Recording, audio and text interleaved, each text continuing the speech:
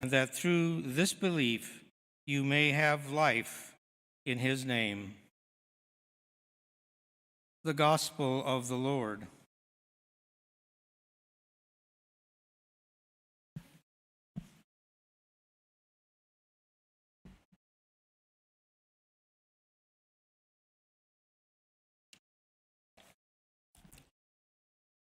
I love family stories.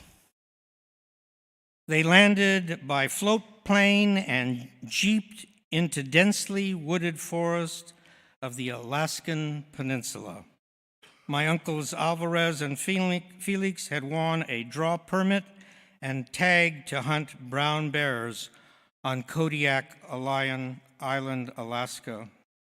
Reaching base camp, their guide immediately sprayed them with bear-scented industrial-strength mosquito repellent, for which they were very grateful, spraying all parts of their clothes and bare skin, and at the same time making sure they knew what to expect, the do's and don'ts when stalking a brown bear. And at the same time, strapped to his Jeep, he unhinged his gun bag, retrieving a 12-gauge shotgun, checked to be sure it was loaded, and strapped it to the back of his backpack. After sighting in their rifles, the guide explained, hand signals only, silence at all times, heads on a swivel throughout the stalk. He reminded my uncles their tag was for a boar only, and he finished with, when grizzlies are startled or threatened, they either run and hide, trying to isolate themselves, or turn on you with full fury and speed, pure aggression and hell-bent on killing what is ever in front of them. But trying to slow down the adrenaline in my uncles, he said and reminded them, bears are like a lot of people. Why? Because when people are afraid or threatened, they tend to withdraw. They tend to isolate themselves or hide, and if cornered, will lash out, defending themselves against anyone who might question their motives. They feel threatened and are afraid about what might happen to them. I often reflected back on what the guide had said, thinking that these were pretty insightful words coming from a gun-toting guide in Alaska. I later found out my uncle's guide had thought of becoming a Methodist minister, but he canceled his plans when he realized that he would have to work weekends for sure. And since that was a problem, okay, some of you got that. The choir, I think, got it. He decided, like his father before him, to be a professional hunter and guide. Now, over the years, I remember what that guide told my uncles. When people are afraid, too often they withdraw and isolate themselves or make excuses when they feel threatened or challenged, even to the point of lashing out. And in a sense, we see that playing out in today's gospel reading.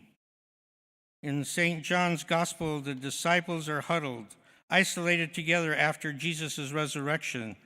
Yes, on Easter morning, Mary Magdalene had said something about seeing Jesus in a garden, and yes, Peter had said something about an empty tomb. Nothing was making sense to them except for one thing. They were afraid and hiding behind locked doors because they had witnessed the bloody torture and execution of Jesus crucified.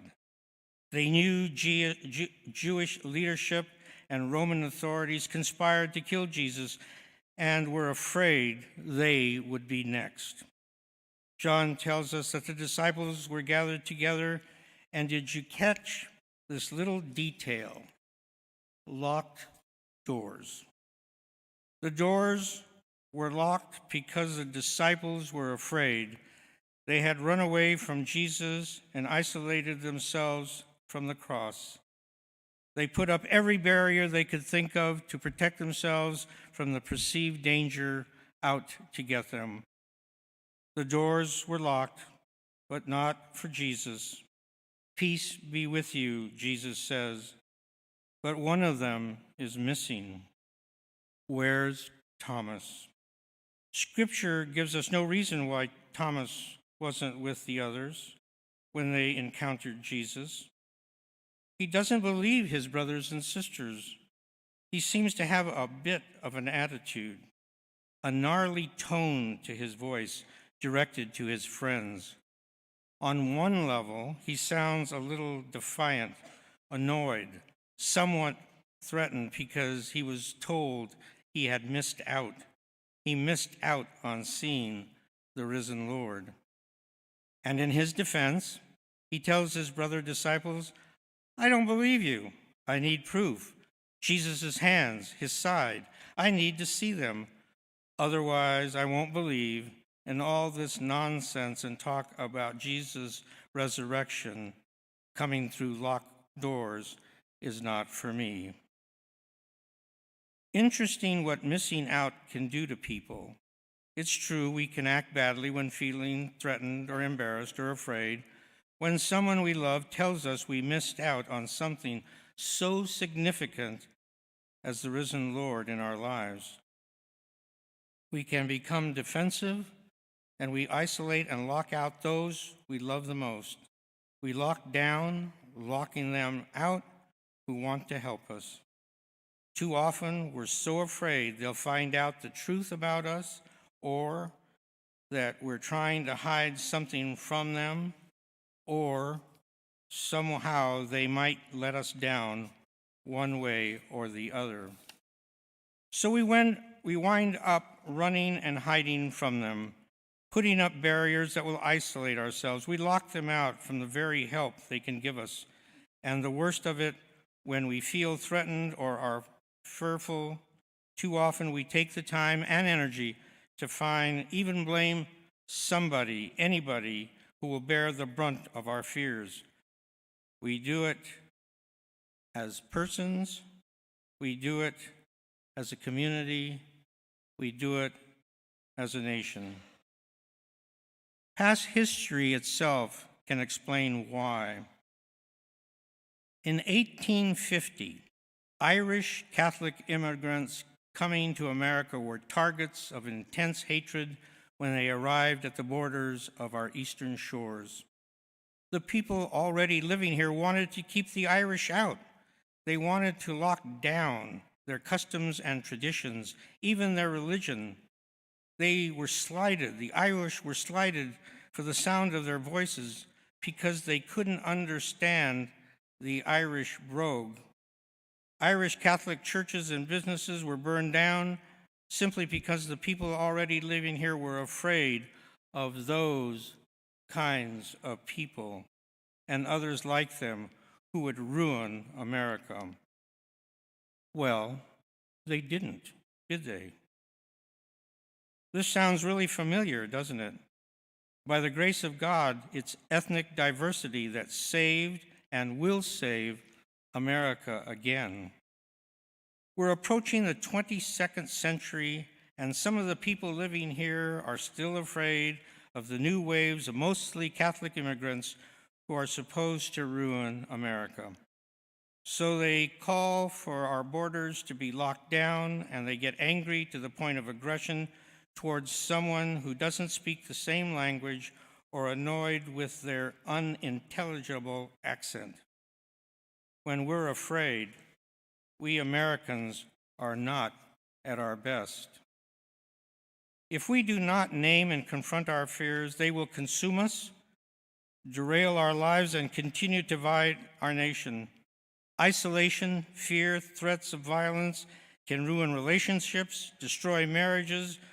It brings out the worst in individuals, and it can divide a nation. But where fears abound,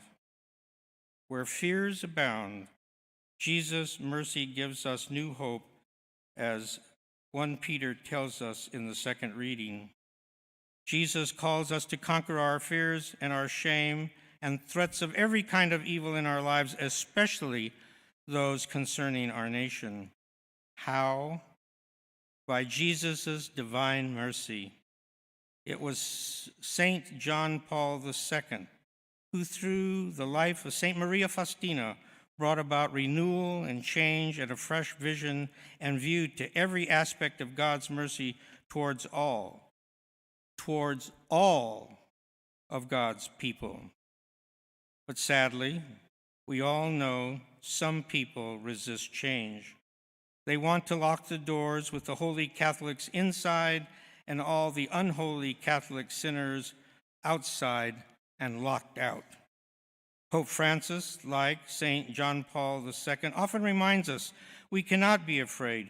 Do not be afraid to open wide the doors of Jesus' divine mercy. Water and blood pouring forth from the gash on Jesus' side and the nail holes in his hands is our reality of the risen Jesus. Open up yourselves wide and let the breath of Jesus' divine mercy break through the locked doors of your lives, well knowing no barriers of your life can lock Jesus out. Isolation, fear, evil of every kind are no match for the divine mercy of Jesus Christ, and nothing on this earth can keep the message of the risen Lord locked up or locked out. Something to carry with you for the rest of the week, and hopefully you will pass it on to anyone who will listen to you. Don't be left out. Don't miss out. Don't be afraid. Christ has risen, and his divine mercy is upon us all.